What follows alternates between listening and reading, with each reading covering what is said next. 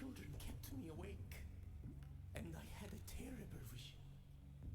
I saw the fall of our city, bleached bones under a harsh sun. Carthage gone. Why would Baal send such a vision? He is not cruel.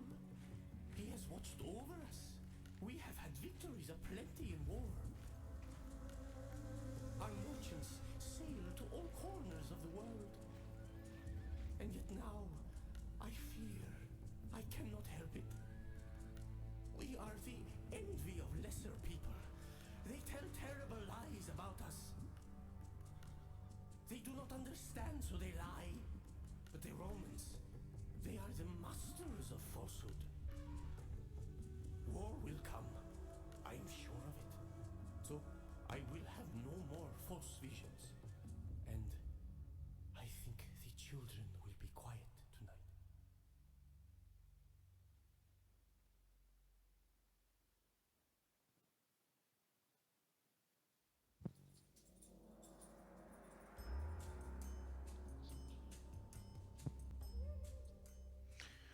Hello, everyone. Welcome back to another episode of Learning the Faction.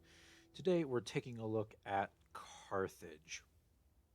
Carthage is by far one of the most annoying factions to play as.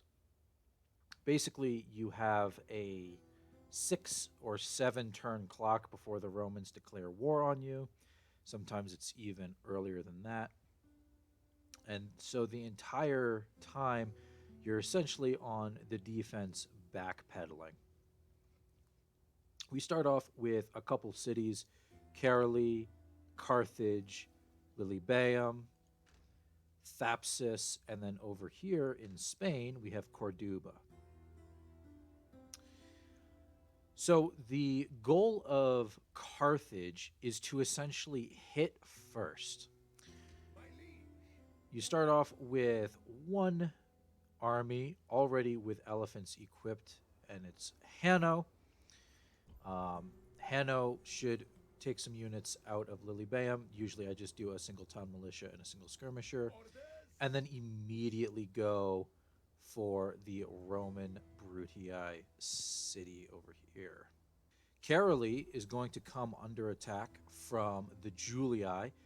The Julii have take Caerleon as one of its missions that they receive from the Senate. And so this entire playthrough is going to be fixing your economy by building roads, temples, stuff like that. And then from there, pushing up into Italy immediately to take out the Romans.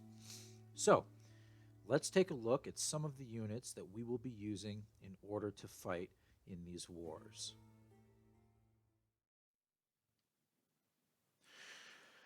So, I know everyone is super interested in just getting into the elephants and the unique units, but for now, let's take this from the top, go through everything, starting off with our peasants.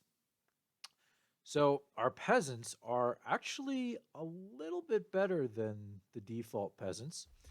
They have an attack of 3 and a total defense of 3.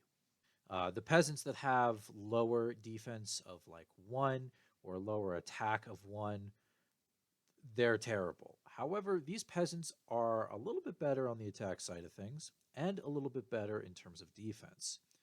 So you can actually use peasants if, like, once again, dire circumstances. You can use peasants as a form of counter against Velites, ranged slingers, etc. If they had that attack of 1, I would say don't even bother with this unit. But because it is an attack of 3, they are able to put in some damage against those ranged units. The next is the town militia. With an attack of 3 and a total defense of 7, these are kind of the slightly better peasants. Essentially, they're just peasants, but they've been given a shield. The town militia is kind of on par with the town watch of the Roman factions. So you can kind of pit one against the other. The only issue is because of uh, the fact that they aren't Roman, they do have a slight discipline debuff. And so you'll always want to make sure that you have a general unit nearby if you're going to be trying that maneuver. A captain will not do it. Next, the Iberian infantry. The Iberian infantry are going to be the backbone of your army for quite some time. They have an attack of 7 and a total defense of 8, which means that they have about the same defense as the town militia. But what is nice is because of that higher attack rate, they are slightly better than Hastati. They don't have as much in terms of morale support, but they can sap, which means that they can kind of push in on a flanking maneuver and then pull out when things get a little bit nasty. The Iberian infantry are going to be your priority for unit building until you get access to these bad boys. Libyan spearmen have an attack of 5, which is actually worse than your Iberian infantry, but the Libyan spearmen have a total defense of 16. They also have a bonus fighting cavalry, which is going to be very important when you start dealing with chariots and Egypt. However, they are this kind of weird in-between unit.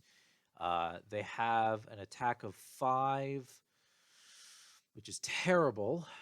So it's more on the side of the peasants, town militia, and the Iberian infantry. But with a defense of 16, they seem like they could form a phalanx. Unfortunately, their spears aren't long enough, but when you get towards that late game, Poeni infantry can actually form a phalanx.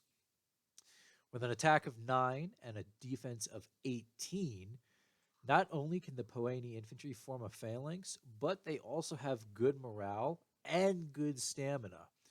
With the good stamina, they can actually run down some infantry units, most notably Triarii, Principes, Hastati.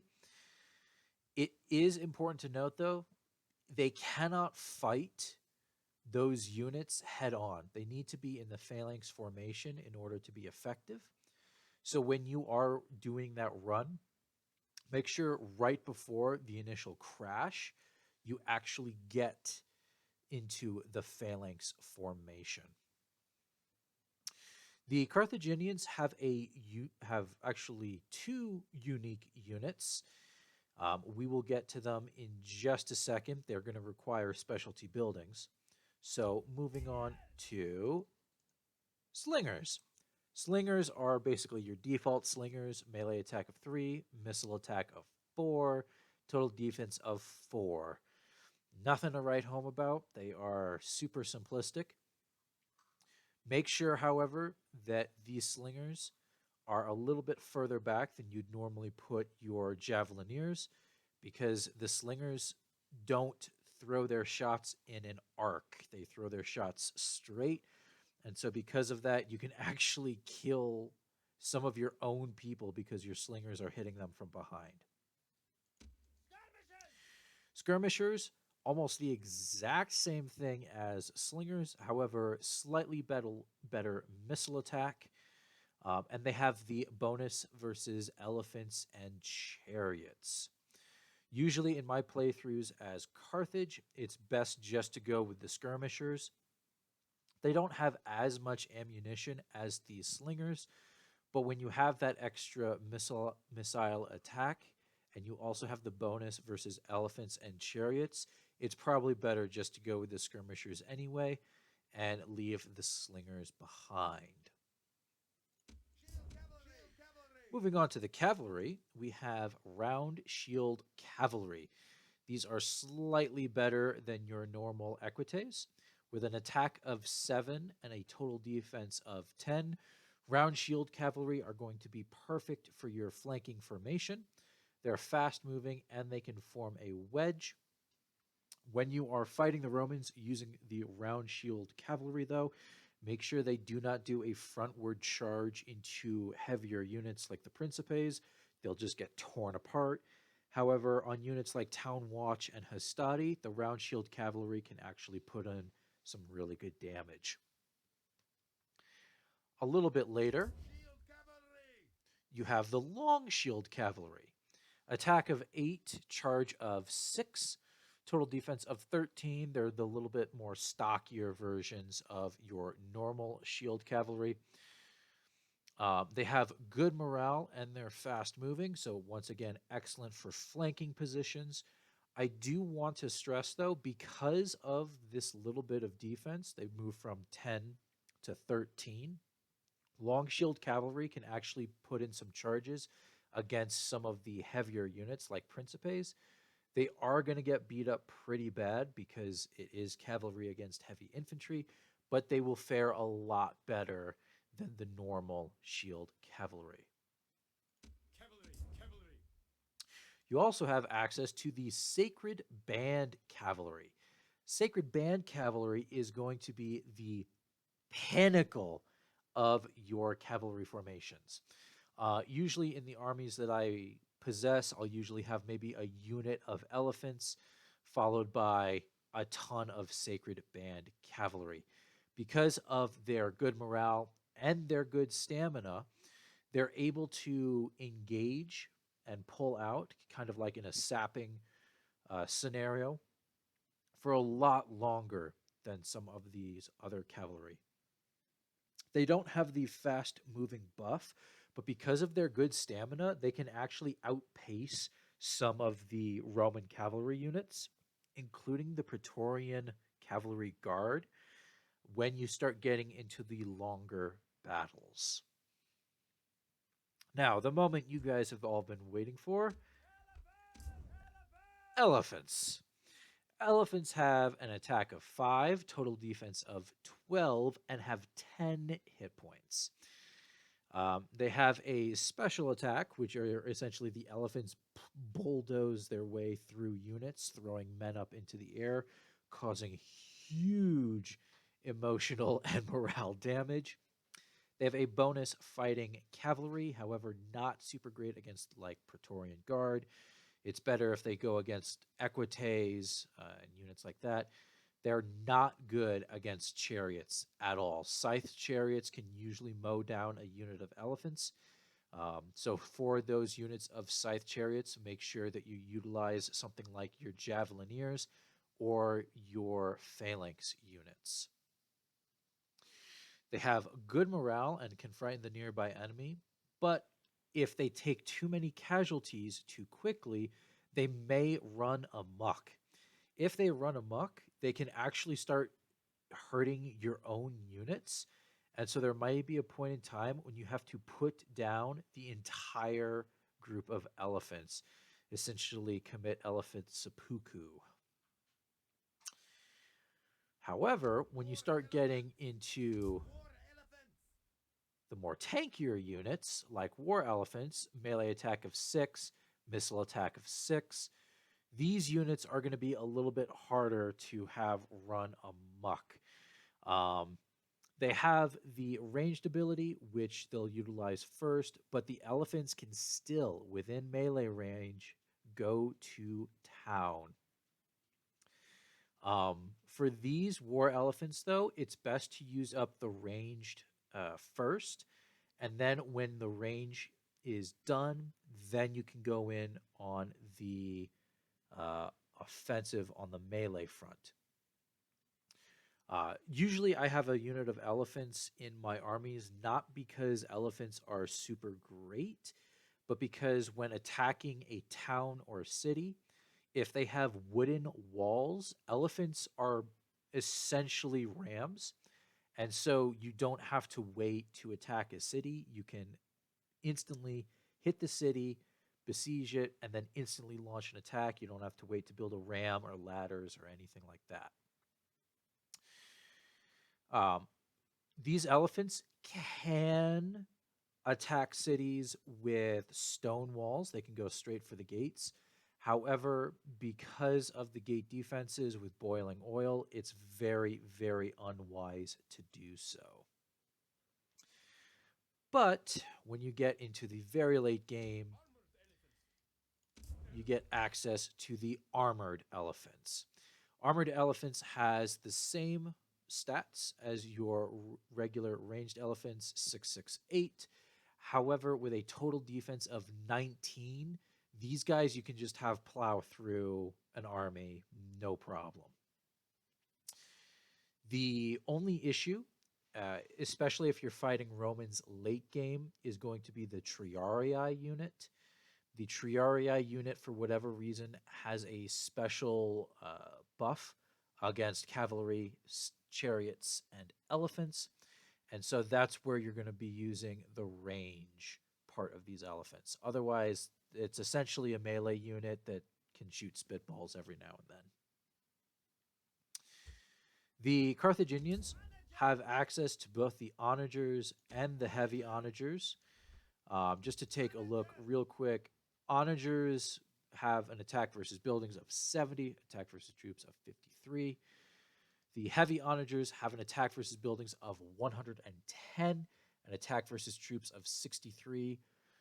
Also has slightly more ammunition than the regular onagers.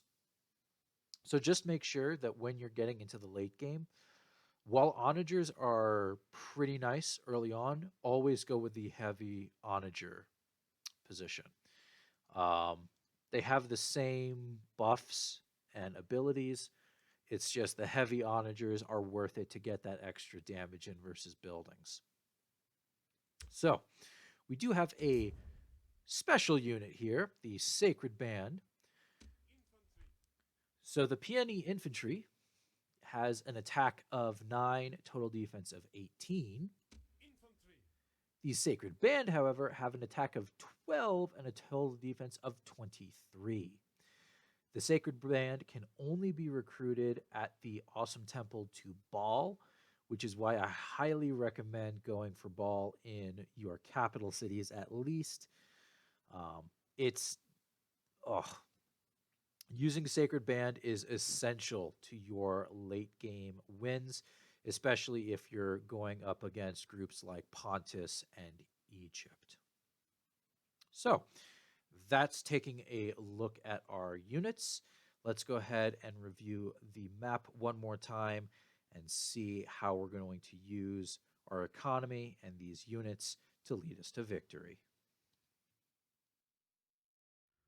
So taking a look at what we're going to need in order to achieve our victory. Once again, economic buildings are going to be your strong suit, but you're going to want to make sure that when you are pushing through, you have 3 temples that you can choose from: Tanit, Baal, or Milquart. Awesome Temple of Tanit gives 20% happiness bonus, improved farms and food production of +4. Milquart gives a public order bonus due to happiness of 20, increase in tradable goods. But what you're really going to want to go for is the Awesome Temple of Baal. Public order bonus due to happiness +20, order due to law +20, and it gives you the Sacred Band unit. So, if we can pull up the map real quick, prioritizing attacking the Roman faction is going to be your #1 priority. And then afterwards, moving down into Numidia, taking out some of those rebel cities are going to be your second wave of expansion. The treaties that you want to pick up are with Spain or Gaul right off the bat, the Greeks, if at all possible, and definitely the Egyptians. The Egyptian trade routes are going to help your economy tremendously when playing as Carthage. And so because of that, you're going to want to get that earlier rather than later, because having a huge increase in revenue stream is going to give you access to those mercenaries as you move up through Italy. Hey guys, thank you so much for watching this episode of Learn the Faction. I hope you guys enjoyed. If you did, make sure you go ahead and leave a like. I really appreciate that.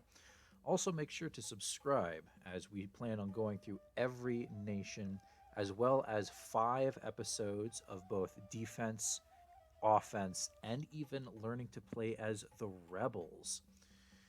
Once again, thank you guys so much for the support, and I'll see you all in the next video.